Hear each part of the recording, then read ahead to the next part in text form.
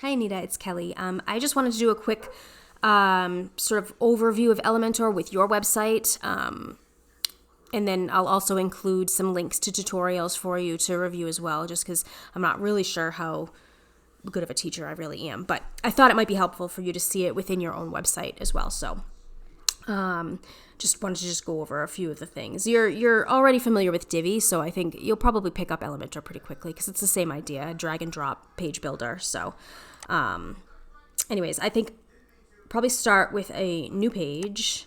And so this would be the same whether you're creating pages or posts. You would go to posts, add new, and do kind of the same thing. Here's the title, and then click edit with Elementor.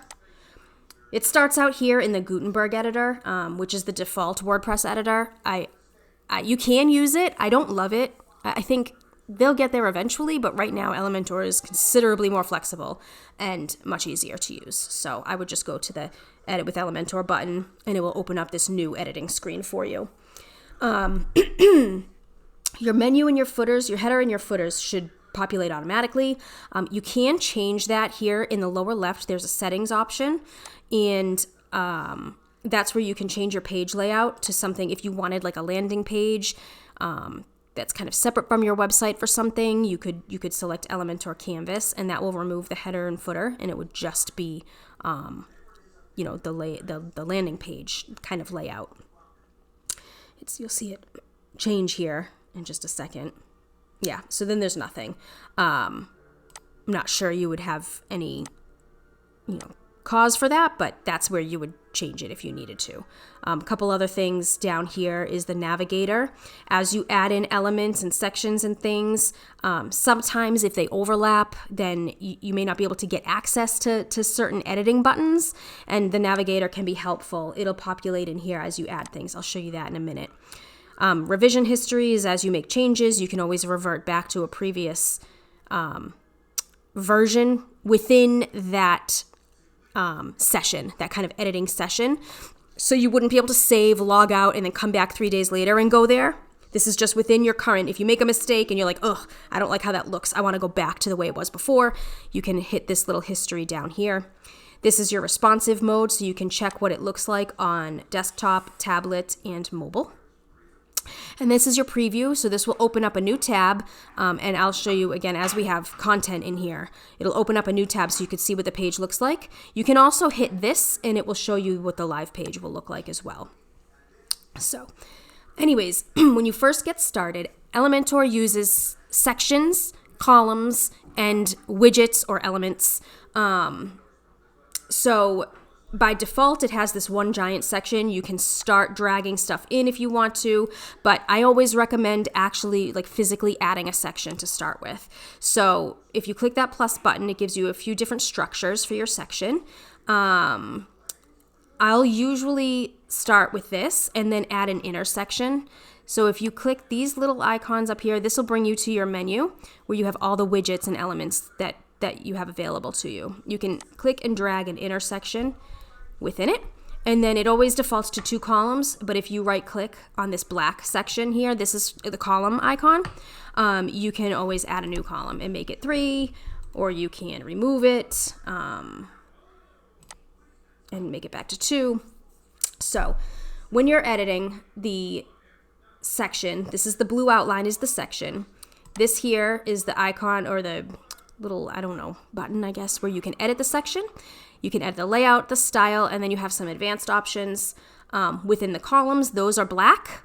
You can edit the columns there. Again, same 3 options, layout, style, advanced. And then once we drag elements over, so if I click up here, let's say over on this side, we want to put an image, and you'll have this little pencil, and that's where you can edit the content of that widget, the style, and advanced. So we'll go through each of those as well.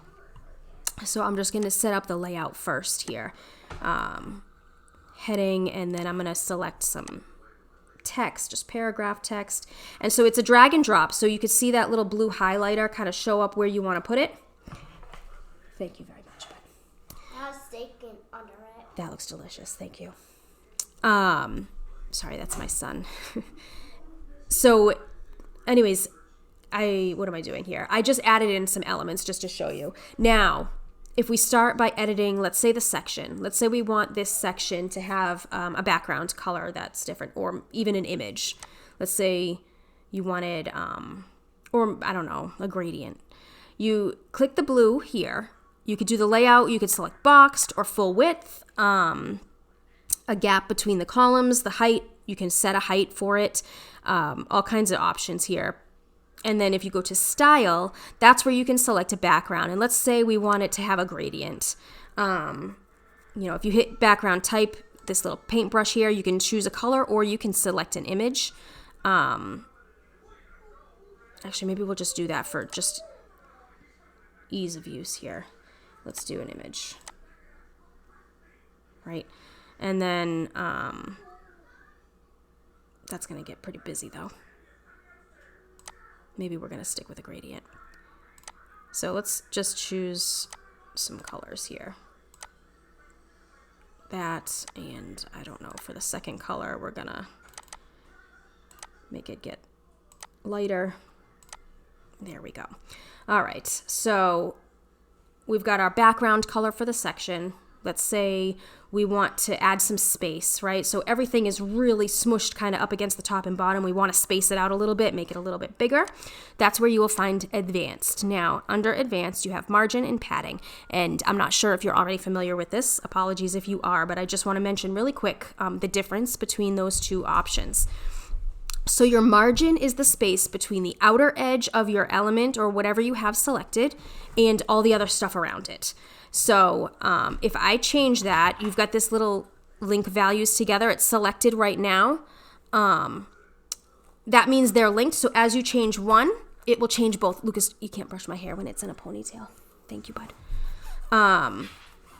And if you deselect it, then you can actually adjust them a little bit differently. So you can make the space from the top bigger than the bottom.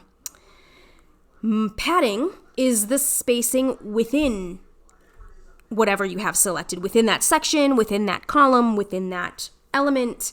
So if I adjust the padding, you'll see the spacing increase inside. So it kind of shrinks it down because I'm saying I want 50 pixels all the way around. Now, again, you can deselect this and you can change like right and left back to 0 if you wanted to have them go all the way to the edge kind of, or go further to the edge, I should say. There is by default padding within these sections here. Like they're not selected, but just the kind of behind the scenes settings of Elementor has kind of its own padding set as well, but you can make some adjustments. So let's say that's what I wanted to do. I wanted to space it out. Maybe I don't want the margin on the top to be 50. Maybe I just want the margin on the bottom. Then I can go 0 there, and that's that. Now, whoops, I just dragged that on accident. Now let's say I want to choose my picture. All right, so I'm going to put an image here. I just hit that little pencil under content. I can also do style. We'll do that after. I grab an image. Let's say this one. And then under style, this is where you can adjust the width. So right now it's the full width of what that column allows. You can change that. So you could do it, half, 70, 75. You can adjust the numbers here too if you want it more precise. You can set a maximum width. You can have it change on hover. So let's say you want the opacity to be regular, but on hover, let's say you want it to fade a little bit. You can do that so that when the mouse hovers over it, it fades. A lot of times you'll see that sometimes turn like a darker color. Whoops. I actually don't want that to do that. I want it the other way. Or just, yeah. All right. CSS filters, that is kind of adjusting the image itself. You can blur it, you can make it brighter, darker, change the contrast. You can make it a little less saturated, a little more like kind of faded. Adjust the hue if you wanted to, I don't know, give it a different tone, and then we can just reset it. You can put a border. You can change the border radius. Border radius is what gives you the curve here at the corners. So instead of having that sharp corner, if you wanted to do like 20, it will curve it, and then you can also add a shadow behind it, and that helps it stand out a little bit. These are kind of my default settings when I do box shadows a lot of times, 0, 10, 30, and 0, but you can play around with it and see what you like. So that's the image. We've got our text here. Now let's say I don't want the text at the top. I want it to be kind of in the middle. If I click on this edit column, it adjusts the editing options. I can vertically align it in the middle. And so as then I add more text here, so let's just say I'm going to continue typing, and I'll just copy and paste this a few times. You'll see it adjusts and moves up as I add more. So that's kind of some of the things you can do there. And then as you scroll down, you're like, okay, I'm ready for my next section. I want it to be like, I want to have 3 columns, and then you click back up here, select all of your widgets, whatever you want. Let's say a title, an image, a bit of text, and a button. Okay. Click the pencils, and this is where you make your adjustments there. We'll center this. Center our button as well. Hit that pencil.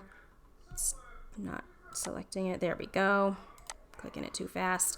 Here's where you can set the link. So let's say you wanted that to go to your contact page. For example, you can type in contact. Oops, I just hit my caps lock. It shouldn't matter. And it'll give you a bunch of options. You can select your contact page and it'll populate that link for you, or you can just copy and paste the link if it's an external link or whatever. Very good. Now, let's say, let me just throw an image in there. Maybe not that one. That one's kind of a tall image. There we go. Now, I would like to see a little bit more spacing here between these 3 things. So if I click on the pencil for the text, I can adjust, again, that margin. I don't want to do left and right. I just want to do top and bottom. So I'm going to go do 10 on the top, 10 on the bottom, and that spaces it out a little bit, which is kind of nice. And then let's say I want to maybe put, let's say I want to put like a lighter background here in the column. So if I click on the column and I go to the style, the background, we can click the color. This little kind of globe icon has the global colors that are set. These are default for Elementor. I ignore those. These down here are all the ones that I loaded in for your stuff. So a bunch of different colors you could choose from. White, the lighter background, the subtle background, which is this brownish color. A few different options for text, and then your 2 accent colors. So this will help it stay consistent as you create more pages. You can use these same colors. So I would probably do the lighter background here, and then probably add some spacing as well. So for this, I would want padding because I want it to stay within that lighter color. I want that spacing to go there. Do 10, probably a little more, maybe do 20. And maybe I don't, do I? Yeah. So that's where you play around with this stuff. Again, the border, you can do the radius there. Let's say we did that. Let's say we wanted a shadow there. And then when you either hit this button, it'll take away that editing stuff and you can kind of see what it looks like. You can see we need some space here at the bottom of that that section rather. So we want margin top and bottom, maybe 50, and that should space it out. There we go. And so let's say you get something here that, looks the way you want. You can actually right click on the column and then hit duplicate, and it will duplicate that column. And you can always just remove these extras. You right click and duplicate. And then right click and we'll just delete these. These are now extras. We didn't want all those. And now you've got all these columns here. You can space them out in between. So if I come to the section, columns gap, I don't know why that's, I don't know why those are so overlapped. Usually there's space between them. but we could always add. Let's do like 5. And then another little trick is if you right click here, you can copy. And then if you right click here, you can select paste style. So it will actually paste the styling that you have for that column. And you could space that out more too. I'll bet that spacing would have been there if I hadn't copied and pasted the columns. But anyways, so just again, like just some ideas for things that you can kind of do on your own. And so let's see. If you hit the preview changes, I want to show you what that kind of looks like. It should, there it goes. I don't know why my computer is so slow today. It'll show you what the live page would look like, right? And so you would probably want more spacing between these columns and things like that. But this is just really for the sake of showing you. And then when you're ready to go, you can either hit publish if you want it to go live, or if you're not ready, you hit this little up arrow and you have save draft. So it will save it as a draft. And then once you're done with that, you hit this little hamburger, exit to dashboard, and it will bring you back to the Gutenberg editing page. And from there, you can go back to your dashboard. A lot of times when I'm editing too, what I'll do is I will actually come here, edit with Elementor, and I'll right click and I'll open it in a new tab. So I have a tab with the dashboard open, so I don't have to kind of back through those options. I can just close the page down when I'm done editing. Another thing I wanted to show, like, so for example, our team, if you wanted to edit it, I would right click here, open link in new tab, and then it'll open up that page with the editing screen for Elementor right off the bat.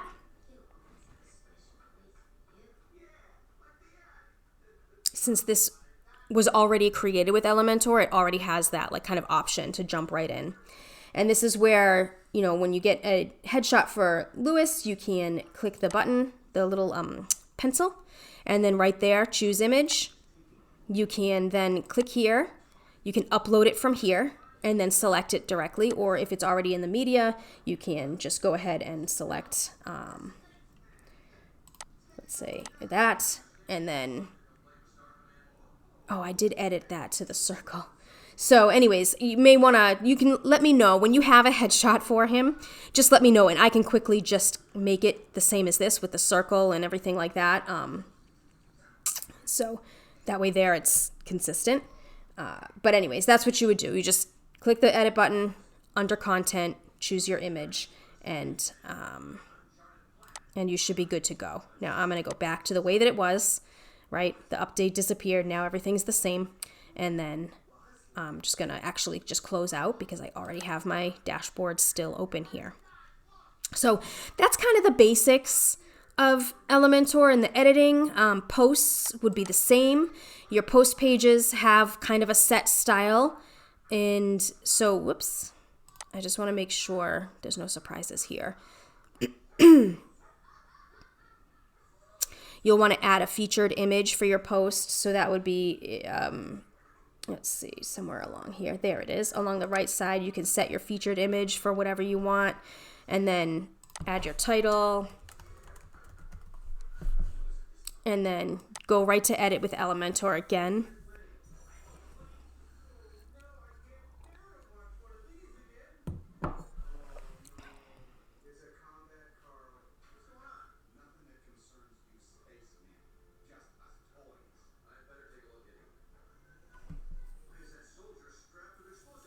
All right, so it'll populate your post title. You've got some information here.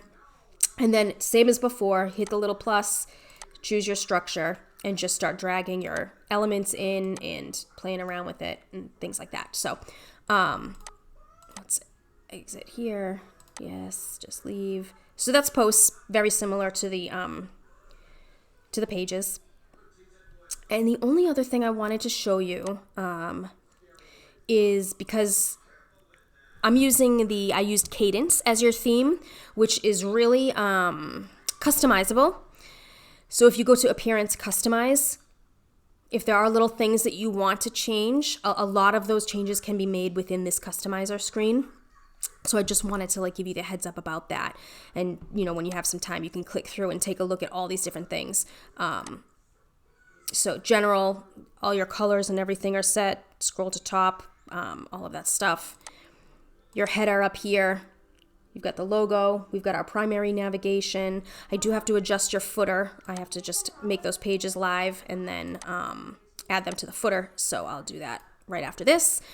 So anyways, I'm not going to go through each of these, but that's just something, just a heads up. I do have here under additional CSS, I have a few things that I did add just to tweak certain things.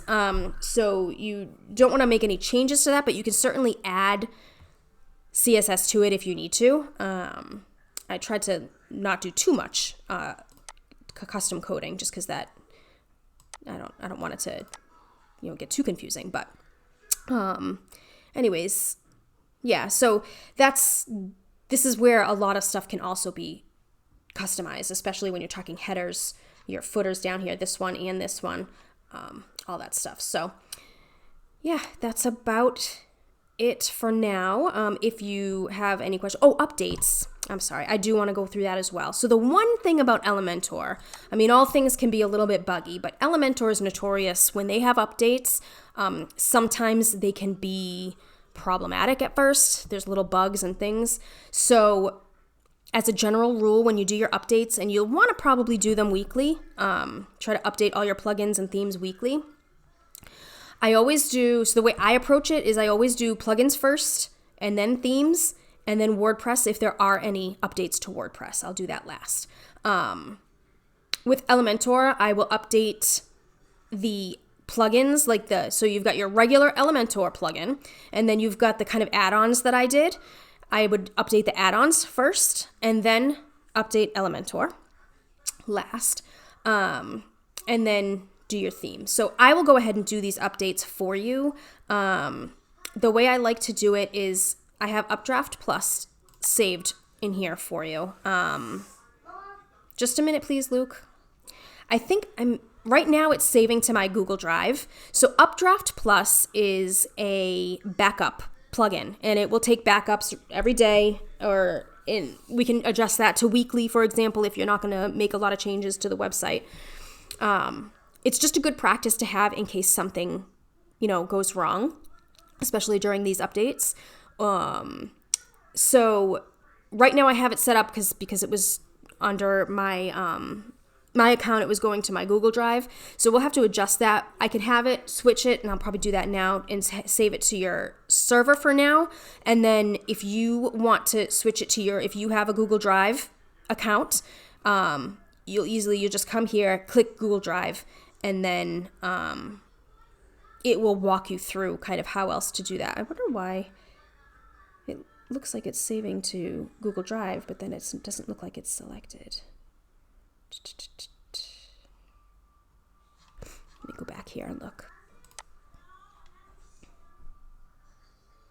Yeah.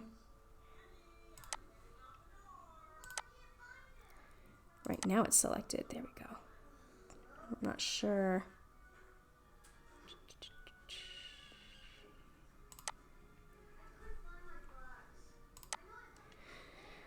We'll see. I'll have to check it.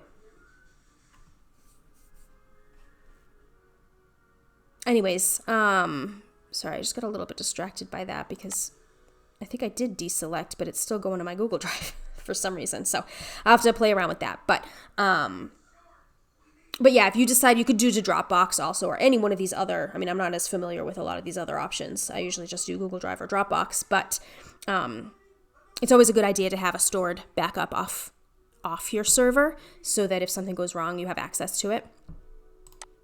So that'll help too before you do your updates to make sure you have a backup. And then we'll go in and what I'll usually do is I'll right click here and open a link to the website.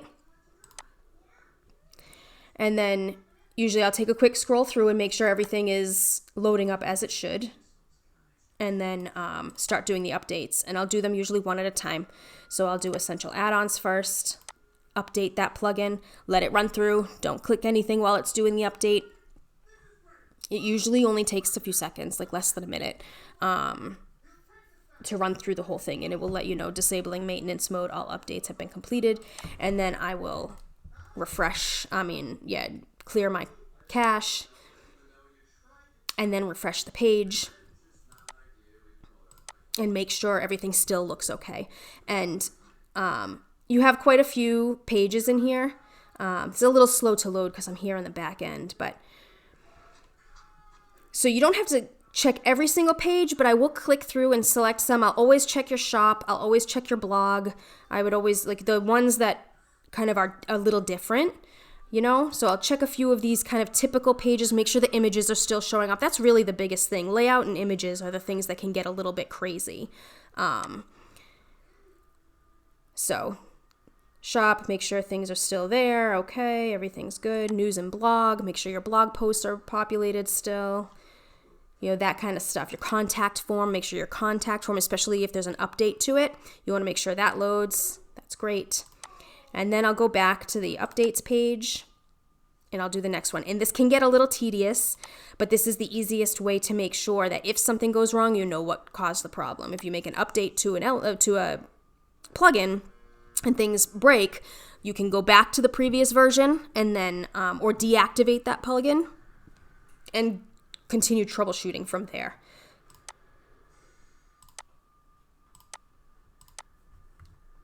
Oops, I already did that. So let's refresh. I should start back at the home page.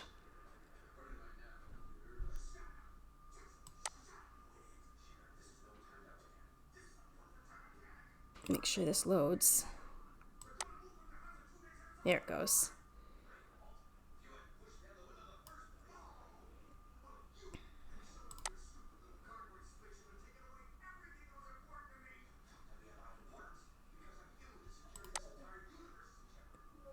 So you just scroll through and make sure everything's there as it should be.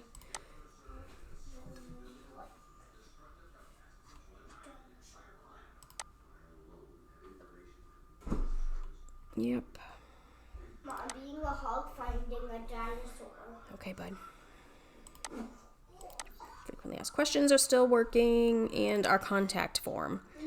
All right, that's good. Next is Elementor. So this is the big one. This is the one that always makes me a little bit nervous.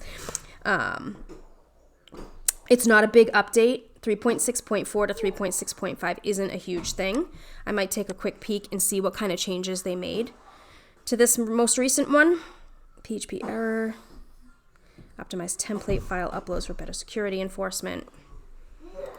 So just to get an idea of whether I think that is going to have a big impact or not.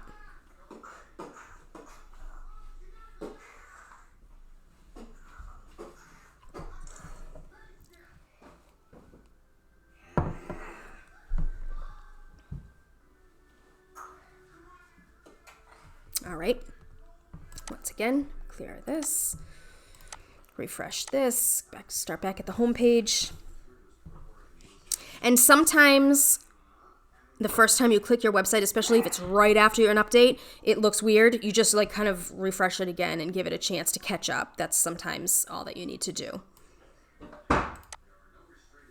But so far, I think the home page is fine. Most of this other stuff should be fine. So looks like we're good, which is great. Like I said, it's the only thing about Elementor is sometimes their updates, I usually will wait like a week unless it's a security related issue. I'll hold off a little bit on the Elementor updates to let them iron out the bugs if there are any. Yep. Everything's looking good. All right. And then Cadence is your theme. That can sometimes, I haven't seen any real issues with Cadence themes, theme updates causing problems, but, oh, buddy.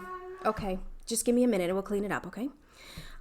So whenever Elementor updates, it updates the database. That's okay, Lukey. We'll fix it. But how do we get more water? We'll get water from the sink. I accidentally threw a big pillow and it knocks down all of his flowers. Okay, bud. All right. That's all set. So I just wanted to get this out of the way so you don't have to worry about it right off the bat. Get these updates done. No, no, no, pillow's wet. My son threw a pillow and knocked over a very small vase of flowers. And he's very upset about it. All right.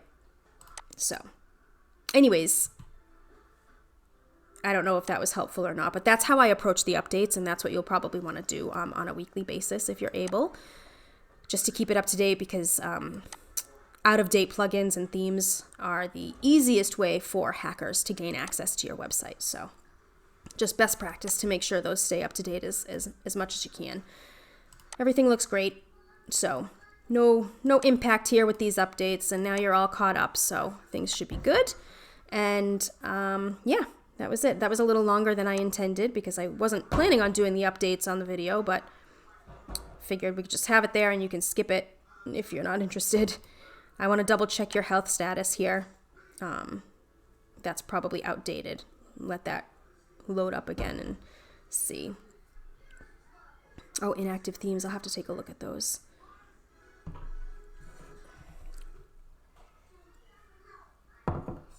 Okay, let's see what these are. Email domain issues.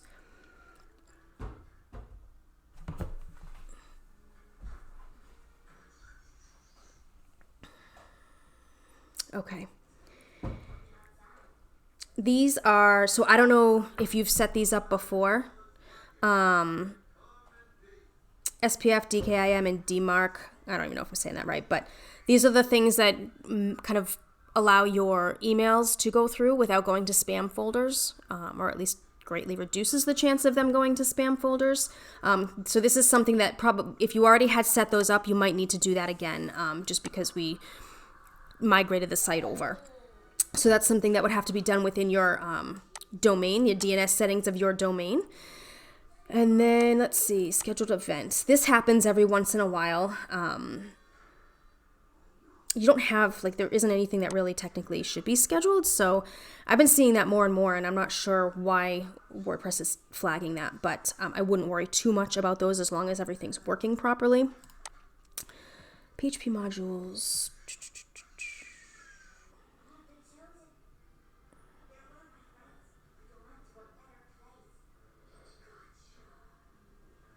Optional module is not installed or has been disabled. I'll look that up. I don't know. I've never seen that before. I'll look that up and make sure everything's good. Inactive themes. You've got quite a few themes, I guess, in here. Let's look at this notification. I'm just letting you kind of letting this record as I troubleshoot, thinking maybe like it would be helpful, if you encounter any of these issues. All right, that was just a useless notification. All right, so we're going to go to your themes, and where am I? I've lost my place here. Yeah, so we don't need all of these. Your active theme is Cadence. You no longer need Divi, Storefront, or any of these. What I usually do and what I recommend is keeping your active theme and one backup. In this case, we'll probably just keep 2022 and then removing the rest. Because again, the more themes you have, the more vulnerable your site is. So I'm going to go through and delete these. And then once I've deleted those, I'll probably just do the publish those pages, privacy policy, and the other one that you mentioned, get those added to the footer, and just kind of troubleshoot what's going on with that PHP module that it's talking about, and see if that's something that I need to fix, or if that's just it says it's optional, so it may not even be required. So I'll look into those things. I'm not going to keep you on here for all of that, but if you have any questions, feel free to shoot me a message, and otherwise I hope you have a great day and a great weekend, and I'll go ahead and send along those other tutorials and things like that as well. Thanks, Anita.